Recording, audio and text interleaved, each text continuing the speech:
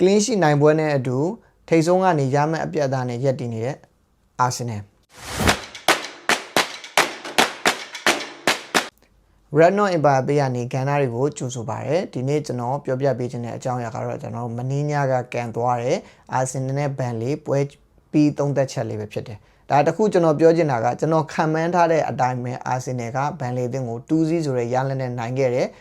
ပြီးတော့ကျွန်တော်တို့ clean sheet ကိုလည်းထိန်းထားနိုင်တယ်အဲ့တော့ဒီ Burnley ကို clean sheet နဲ့နိုင်ခဲ့တဲ့အတွက်ကျွန်တော်တို့ Arsenal ကပြိုင်ပွဲစုံ7ပွဲတိတိနိုင်ပွဲယူထားပြီးတော့ဒါ clean sheet ဆိုရင်ပြိုင်ပွဲစုံဆို10ပွဲ Premier League ပဲဆို9ပွဲတိတိကျွန်တော်တို့ကထိန်းထားနိုင်တာဖြစ်တယ်ဒါဒီ record ကတော်တော်လေးကြောက်ဖို့ကောင်းတယ်လို့ကျွန်တော်ပြောလို့ရဘာဖြစ်လို့လဲဆိုတော့ကျွန်တော်တို့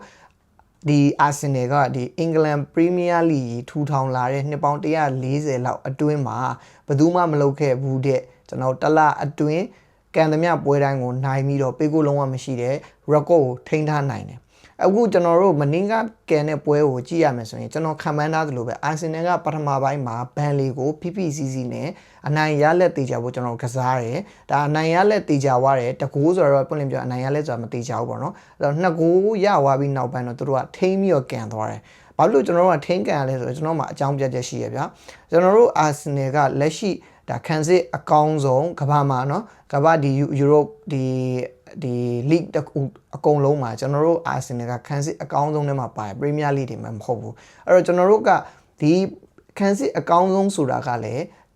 ဆိုရဲအချက်ကကျွန်တော်တို့ဒီအသင်းသားတွေကိုစိတ်ခွန်အားတွေပေးနေတာအဲ့တော့ကျွန်တော်တို့ Arsenal ကပေးကိုပေးလိုက်ရတယ်ဆိုတာကအဲ့ပွဲကိုကျွန်တော်နိုင်လိုက်ပေမဲ့စိတ်သက်ကြီးရအရာကျွန်တော်တို့ကရှုံးနေသွားတယ်လို့ကျွန်တော်တို့ကပြောလို့ရတယ်အဲ့တော့ကျွန်တော်ဒါဆိုရင်ဒါ consistency ပေါ့ဒါဥရှောက်ကျွန်တော်တို့ဒီပေးကိုမရှိနိုင်အနိုင်ယူလာတာဖြစ်တဲ့အတွက်ဒါပေးကိုပေးလိုက်ဆိုရင်ကိုယ်စိတ်ထဲမှာတော့ဒါမတင်မကျဖြစ်တာပေါ့နော်အဲ့တော့ကျွန်တော်တွေကပေးကိုမရ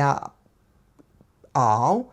မရှိအောင်ကျွန်တော်ထိန်းကစားမယ်အနိုင်သုံးမှတ်ကိုလည်းယူမယ်ဟုတ်မလားဖျားလဲဖူးလဲဦးလဲတူဒါကျွန်တော် win ရအောင်စူးစမ်းသွားတာဖြစ်တယ်ဒါဒီ Burnley နဲ့ပွဲကတော့ထူထူကျွန်တော်ပြောစရာမလိုဘူးကျွန်တော်ခံမှန်းခဲ့တယ်လို့ပဲ Burnley အိမ်ဝင်ဖြစ်တဲ့အတွက်အနှဲငယ်တော့ခက်ခဲနိုင်တယ်ဒါဂန်နာပရိသတ်တွေဒါမနေ့ကပွဲကိုကြည့်မယ်ဆိုသိတာတယ်အာဆင်နယ်ပထမပိုင်းတစ်ပိုင်းလုံးကျွန်တော်တို့ဖိထားတယ်ပြီးကိုတွင်းကိုနှစ်ကိုရတယ်ဒါပေမဲ့ဒုတိယပိုင်းမှာကျွန်တော်ရဲ့ကစားအားကို short ပြီးတော့ကျွန်တော်တို့ defensive play ပဲပြန်ဆော့တဲ့ခါကျတော့ Burnley ကတော့ short ပြန်ဖိတယ်ဒါကျွန်တော်ကန်ကောင်းတာဆိုဒါပွဲပြီး94မိနစ်မှာဒါ Burnley ဘက်က free kick ရပြီးတော့ဒါ David Raya အကောင်းဆုံးပုတ်ထုတ်ကာကွယ်ခဲ့လို့ကျွန်တော်တို့ဒါပေးကိုမရှိဘဲနဲ့ကျွန်တော်ပွဲသိမ်းလိုက်ရတာပေါ့နော်ဒါလည်းဒါကောင်းမွန်တဲ့အချက်ကန်ကောင်းတဲ့အချက်တစ်ခုပေါ့အဲ့တော့ကျွန်တော်တို့ Arsenal က